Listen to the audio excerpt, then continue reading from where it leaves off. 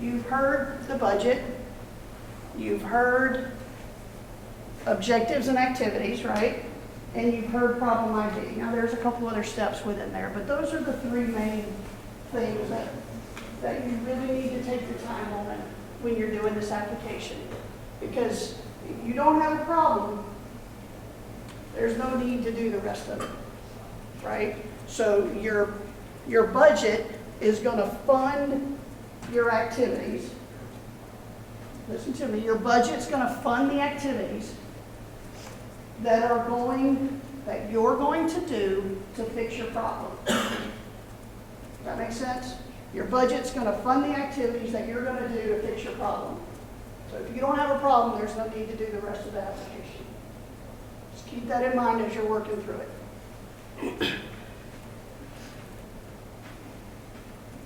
Okay, so contract forms.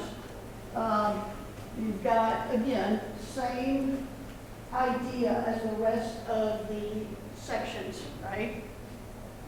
Contract forms, and then you've got your each section along the left side there. So all through the presentation, you've heard a number of our grant terms and conditions. I'm going to go through just a few more here so that there's no question, if you will. So all of our funding is federal funding, okay? And it's contingent upon federal funding. Now, I've worked here a long time. Have we ever had a situation where we have had to put a halt on a project, even with government shutdowns, okay? Has there ever been a situation where we had to halt projects or stop projects or not be able to fund projects? One time, we asked people to hold off on their travel, and this was, what, 10 years ago, probably, where we asked them to hold off on travel for a little while until the government came back up and was running.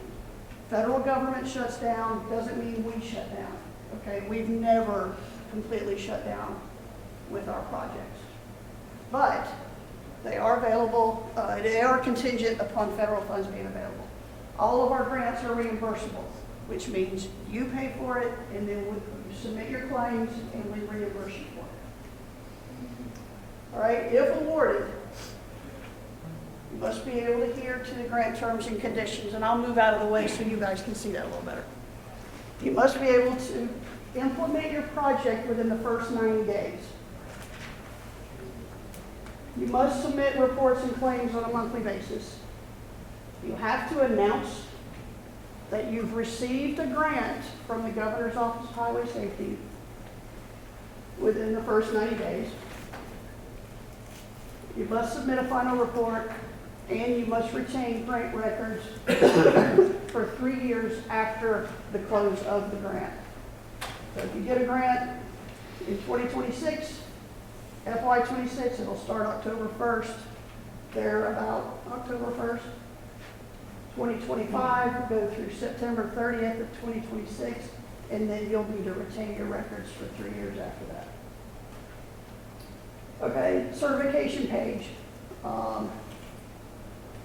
Same idea.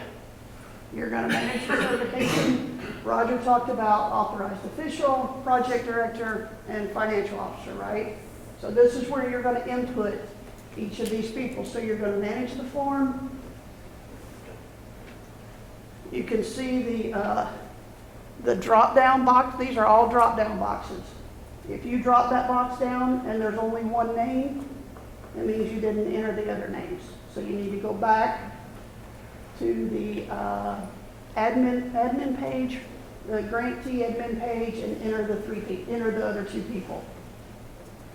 So each of these are drop-down boxes. Make sure you get them in the right spot. Allow a PDF generation, and it'll pop up a PDF. You can print it. Go get the people to sign it that needs to sign it. And then you'll come back to this page and upload it after it's been signed. We are working on DocuSign, but it probably won't be available for this go around. Okay, authorized official, project director, and the financial officer all must sign the page. And it needs to be attached to the application. Now, I know, we all know some of these larger agencies can sometimes run into a little bit of difficulty tracking everyone down. The due date for your application is March 3rd. I'm going to tell you, if you're at March 3rd, March 2nd, and you don't have all of the signatures yet, go ahead and submit the application. Okay? Because when it gets to the review stage, we can send it back to you to upload the certification page. Now, we cannot award the grant until we have the certification page.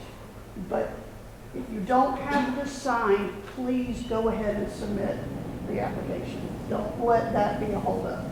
Is that fair? Okay. All right, here we talked about the red X's, the green check marks. Everything has to be green before you can submit. So if you need to go back to a page, sorry, I'll rewind that. Maybe, okay. So if you have a red X somewhere, go back to that page, mark it as complete, and save it, and then move on, okay?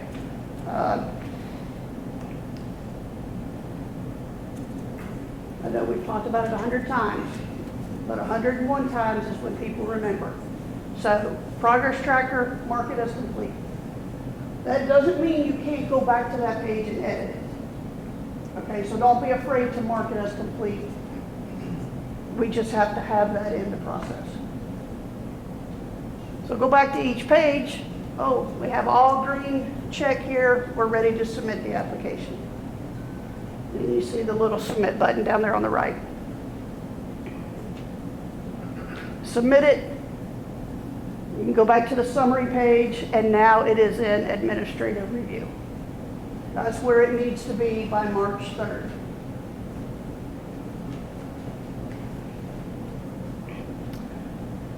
Every year, we have people go in and say, oh, wow, I can't find the application that I started last week. Where is it? I'm in a panic. Don't panic. Don't create a new application. All right, this is your home page. Home page. Scroll all the way down. There's all your applications.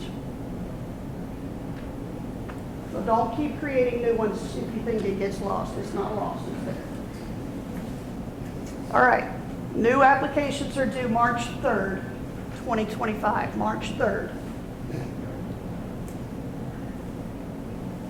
At that point, once it gets submitted, they'll be assigned to a review team. The review team consists of a GOHS planner, GOHS physical staff, and for all the new applications, they also get assigned to an external reviewer. If revisions are needed, the lead reviewer, which will be the planner, the grant manager of GOHS, that's assigned, they'll send the application back to you. There should be an automatically generated email that's sent back to you. We need you to get the corrections turned around pretty quick. Don't hold on to it. If somebody from GOHS reaches out to you and says, hey, we need you to get this application resubmitted so we can move it forward in the process. Let's try and get it turned around within 3 days. If approved, the application will be generally awarded prior to October 1st. Do not start the project. Somebody mentioned it earlier. Do not start the project prior to October 1st and prior to receiving your award letter. Your award letter may come September 25th, but don't start the project till October 1st. That's when the federal fiscal year starts. And we have had people submit their application in February, March, April, whenever. And they're like, oh, I submitted my application. I'm going to go buy those laptops that I needed. October 1st, they submit the invoices for those laptops submitted, dated, whatever it was. And no, we can't, because the funds are not allocated until October 1st. Okay? Do not incur any grant-related expenses. All grants are reimbursable. We need the procurement policy. And then again, the unit price of a single item includes shipping, handling, and taxes. This isn't the last time you're going to have access to see this slide presentation. We are going to put it up on the website. Make sure you hold on to your agenda because that QR code will take you to directly where this will be.